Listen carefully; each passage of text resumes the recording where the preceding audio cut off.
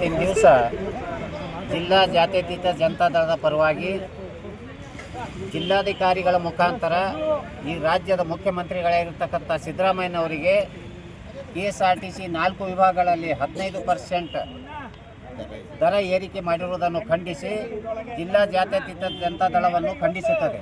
ಅದೇ ರೀತಿ ಮಾನ್ಯ ಮುಖ್ಯಮಂತ್ರಿಗಳಾಗಿರ್ತಕ್ಕಂಥ ಸಿದ್ದರಾಮಯ್ಯನವರನ್ನು ಹಾಗೂ ಸಾರಿಗೆ ಮಂತ್ರಿಗಳಾಗಿರ್ತಕ್ಕಂಥ ರಾಮಲಿಂಗ ರೆಡ್ಡಿ ಅವರನ್ನು ಮನವಿ ಮಾಡಿಕೊಳ್ಳುವುದೇನೆಂದರೆ 6ನೇ ತಾರೀಕಿನ ದಿವಸ 6/1/2025 ತಾರೀಕಿನಿಂದ 15% 4 ವಿಭಾಗಗಳಲ್ಲಿ 15% ದರ ಹೆಚ್ಚಿಗೆ ಮಾಡಲಾಗಿದೆ. ಯಾವ ಉದ್ದೇಶಕ್ಕಾಗಿ ನೀವು ದರ ಹೆಚ್ಚಿಗೆ ಮಾಡಿದಿರಿ ಇದು ಈ ಜನರಿಗೆ ನಾವು ತಿಳಿಸ್ಬೇಕಾಗಿದೆ. ಇವತ್ತು ಈ ಸರ್ಕಾರ ಡೀಸೆಲ್ ರೇಟ್ ಹೆಚ್ಚಾದರೆ ಇವತ್ತು ನೀವು ಏನಾದರೂ ನೀವು ದರ ಹೆಚ್ಚಿಗೆ ಮಾಡ್ಬೋದಾಗಿತ್ತು, ಅಥವಾ ಬಸ್ಸಿನ ಪೇರ್ ಪಾರ್ಟ್ಸ್ಗಳು ದರ ಹೆಚ್ಚಾಗಿ ಅಂದ್ರೆ ನೀವು ಇವತ್ತು ದರ ಹೆಚ್ಚು ಮಾಡಬೇಕಾಗಿತ್ತು. ಬಸ್ಸಿನ ಟೈರ್ ಆಗಲಿ ಅಥವಾ ಬಸ್ಸಿನ ದರ ಹೊಸ ಬಸ್ ರೇಟ್ ಹೆಚ್ಚಾಗಿತ್ತಂದ್ರೆ ನೀವು ಹೆಚ್ಚು ಮಾಡಬೇಕಾಗಿತ್ತು. ಇವತ್ತು ತಮ್ಮ ಸರ್ಕಾರ ಬಂದು 1.5 ವರ್ಷ ಆದ್ರೂ ಕೂಡ ಇಲ್ಲಿಯವರೆಗೆ ಯಾವುದೇ ಒಂದು ದರ ಹೆಚ್ಚಿಗಾಗಿಲ್ಲ. ಯಾವುದೇ ಒಂದು ಕೇಂದ್ರ ಹಾಗೂ ರಾಜ್ಯ ಸರ್ಕಾರ ಇದಕ್ಕೆ ಸೆಸ್ಸನ್ನು ಕೊಡಿಸಿಲ್ಲ. ಇಂಥ ಪ್ರಸಂಗದಲ್ಲಿ ಡೀಸೆಲ್ ರೇಟ್ನೂ ಅಷ್ಟೇ ಇರುವ ಸಂದರ್ಭದಲ್ಲಿ ಇವತ್ತು ಮಹಿಳೆಯರಿಗೆ ನೀವೇನು 5 ಗ್ಯಾರಂಟಿ ಯೋಜನೆಗಳು ಕೊಟ್ಟಿದ್ರಿ. 5 ಗ್ಯಾರಂಟಿಗಳ ಯೋಜನೆಗಳಲ್ಲಿ ಒಂದಾಗಿರ್ತಕ್ಕಂಥ ಶಕ್ತಿ ಯೋಜನೆ ಆಗಿರ್ಬೋದು, ಮಹಿಳೆಯರಿಗಾಗಿ ನೀವೇನು ಫ್ರೀ ಇಟ್ಟಿದ್ರಿ. ಆ ಫ್ರೀ ಇಟ್ಟಿದ್ದು ಇವತ್ತು ಗಂಡಸರ ಮೇಲೆ ಇವತ್ತು ಪುರುಷರ ಮೇಲೆ ನೀವು ದರ ಹೆಚ್ಚಿಗೆ ಮಾಡಿ ಇವತ್ತು ಭರ್ತಿ ಮಾಡ್ತಾ ಇದ್ದೀರೇನು, ಇದನ್ನು ಕೂಡ ತಾವು ಇವತ್ತು ನೀವು ಜನರಿಗೆ ತಿಳಿಸ್ಬೇಕಾಗ್ಯದ. ಇವತ್ತು ಮಾನ್ಯ ಸಿದ್ದರಾಮಯ್ಯನವ್ರಿಗೆ ಒಂದು ಮಾತು ಹೇಳಲಿಕ್ಕೆ ಇಚ್ಛೆಪಡ್ತಾ ಇದ್ದೀನಿ. ನೀವು ರಾಜಕೀಯ ಜೀವನ ಸ್ಟಾರ್ಟ್ ಮಾಡಿದೆ ಇವತ್ತು ಜಾತ್ಯತೀತ ಜನತಾದಳ ನಮ್ಮ ದೇವೇಗೌಡರ ನೇತೃತ್ವದಲ್ಲಿ. ಇವತ್ತು ನೀವು ಒಬ್ಬರು ಸೌಮ್ಯವಾಗಿರ್ತಕ್ಕಂಥ ಇವತ್ತು ವಾಗ್ಮಿ ಆಗಿರ್ತಕ್ಕಂಥ ಒಬ್ಬ ಖ್ಯಾತ ವಕೀಲರಾಗಿರ್ತಕ್ಕಂಥ ಇವತ್ತು 2 ಬಾರಿ ಉಪಮುಖ್ಯಮಂತ್ರಿಯಾಗಿ ಜಾತ್ಯತೀತ ಜನತಾದಳದಲ್ಲಿ ನೀವು ಸೇವೆ ಸಲ್ಲಿಸಿದವರು. ಇವತ್ತು ಈ ರಾಜ್ಯದಲ್ಲೇ ಒಂದು ಒಳ್ಳೆಯ ಹೆಸರು ಗಳಿಸಿದವರು. ಇವತ್ತು ಇಂಥ ವ್ಯಕ್ತಿ ಈ ಬಾರಿ ಮುಖ್ಯಮಂತ್ರಿ ಆದಾಗ ಯಾಕೆ ಈ ರೀತಿ ಮಾಡ್ತಾ ಇದ್ದೀರಿ? ಇಂಥ ಭ್ರಷ್ಟಾಚಾರ ನಡೆದ್ರೂ ನೀವು ಸುಮ್ಮ ಕೂಡ್ತಾ ಇದ್ದೀರಿ. ಇಂಥ ಯಾವುದಾದ್ರೂ ರೇಟ್ ಹೆಚ್ಚಿಗೆ ಮಾಡಿದ್ರು ನೀವೇನು ಅದ್ರ ಬಗ್ಗೆ ನೀವು ಕಾಳಜಿನೇ ಇಲ್ಲ. ಮತ್ತು ನಾವು ಜನಪರ ಕಾಳಜಿ ಜನಪರ ಸರ್ಕಾರ ಅಂತ ಹೇಳ್ತಾ ಇದ್ದೀರಿ. ಇದೇನಾ ನಿಮ್ಮ ನೀತಿ?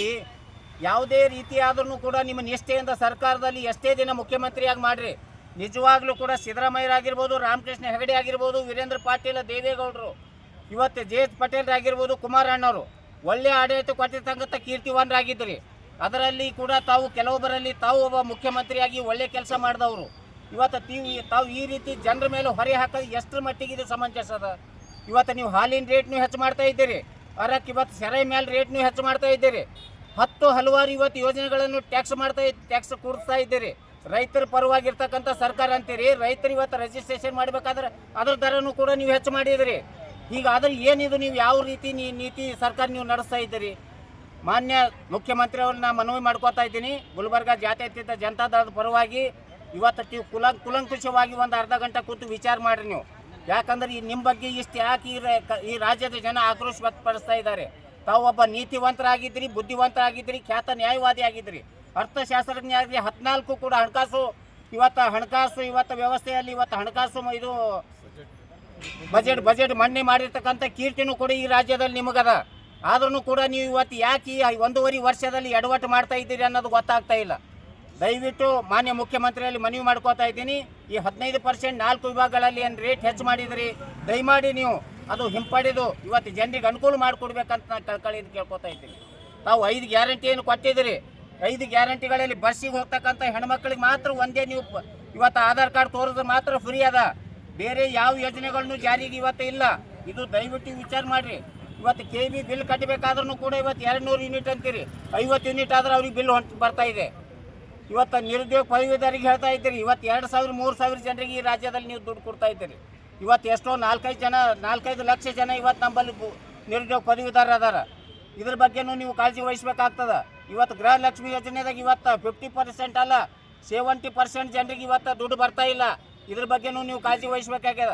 ಬರೀ ಗ್ಯಾರಂಟಿ ಯೋಜನೆಗಳು ಹೇಳಿ ಕರ್ನಾಟಕದಲ್ಲಿ ಇರ್ತಕ್ಕಂಥ ಎಲ್ಲ ಇಲಾಖೆಗಳು ಬರಡು ಭೂಮಿ ಆಗ್ಯಾವ. ಇವತ್ತು ಒಂದು ಕೆಲಸನೂ ಆಗ್ತಾ ಇಲ್ಲ.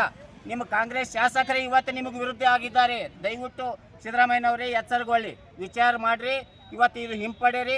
ಇದೇ ರೀತಿ ಎಷ್ಟೋ ಭ್ರಷ್ಟಾಚಾರಗಳಾಗ್ಯಾವ, ತಮ್ಮ ಗಮನಕ್ಕಿದ್ದರೂ ಕೂಡ ಏನೂ ವಿಚಾರ ಮಾಡ್ತಾ ಇಲ್ಲ. ಅದ್ರ ಬಗ್ಗೆನೂ ನೀವು ವಿಚಾರ ಮಾಡಿ ಭ್ರಷ್ಟಾಚಾರ ನಿರ್ಮೂಲಿಸಲಿಕ್ಕೆ ಏನು ಮಾಡೋರು ಇದ್ದೀರಿ? ಇವತ್ತು ನೀವು ಹೇಳಿದ್ರಿ ವಾಲ್ಮೀಕಿ ಹಗರಣದಲ್ಲಿ 1,180 ಕೋಟಿ ಆಗ್ಯದ ಅಂದ್ರೆ ಇಲ್ಲ ಬರೀ 89 ಕೋಟಿ ಆಗ್ಯದ. 89 ಕೋಟಿ ಹಗರಣ ಅಲ್ಲಿ ಅನ್ರಿ ಮುಖ್ಯಮಂತ್ರಿ ಅವರೇ. ದಯವಿಟ್ಟು ತಾವು ನೀತಿವಂತರಾಗಿದ್ದೀರಿ, ದಯವಿಟ್ಟು ಇದು ಪರಿಶೀಲನೆ ಮಾಡಿರಿ, ಬಸ್ಸಿನ ದರ ಕಡಿಮೆ ಮಾಡಿರಿ ಅಂಥೇಳಿ ಆಗ್ರಹ ಪಡಿಸ್ತಾ ಇದ್ದೀನಿ.